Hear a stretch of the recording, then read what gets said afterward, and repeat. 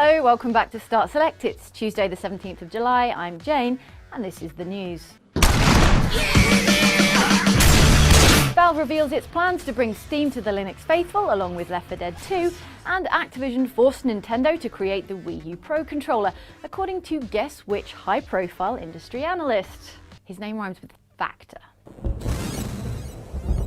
Okay then, so Valve is developing a Steam client for users of open source operating system Linux. This means soon enough Linux lovers will have access to the mighty digital distribution service already enjoyed by those on Windows and Mac OS. What's more, likers of Linux will be getting an optimized version of Left 4 Dead 2, the Valve co-op zombie shooter and run away frommer. Wait for official instructions. Wait my ass. On its brand new blog URL below, the Valve Linux team says its priorities are getting the Steam client onto Linux with full functionality, optimizing a version of L4D2 running at a high frame rate with OpenGL, and porting additional Valve titles. In a mission statement on that same blog, the team says it's here to strengthen the gaming scene on Linux, both for players and developers. We are also investigating open source initiatives that could benefit the community and game developers.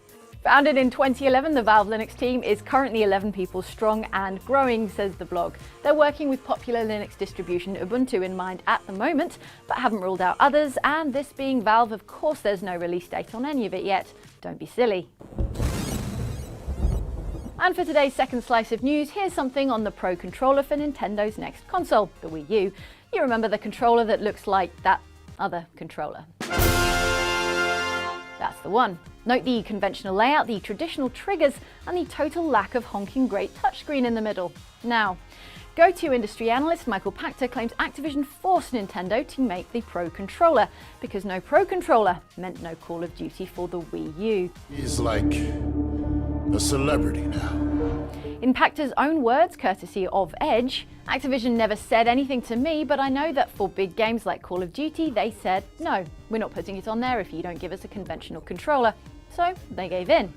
Now, this year's Call of Duty Black Ops 2, hasn't even been officially confirmed for Nintendo's nearly here console, but it's pretty much certain to appear on the Wii U, and just a few weeks back on Start Select we had Treyarch chief Mark Lamia coyly hinting Nintendo announced a Pro Controller which appears to be a controller that would be really good for first-person shooter games. It just so happens that's what we specialise in, so that's an interesting development. Can we take that to mean Activision definitely strong-armed Nintendo into producing an FPS-friendly gamepad? Well, no.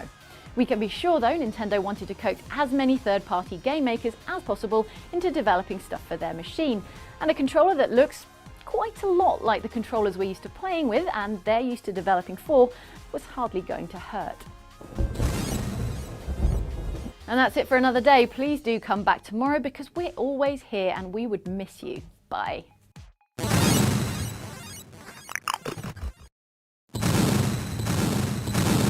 Okay, I've run out of teleprompter, so that means now I have to ad-lib you into clicking on this link up here, which is more Start Select videos, and this link up here, which is a subscription link for GameSpot on YouTube. And that's really all I've got to say in this portion. So I'm out.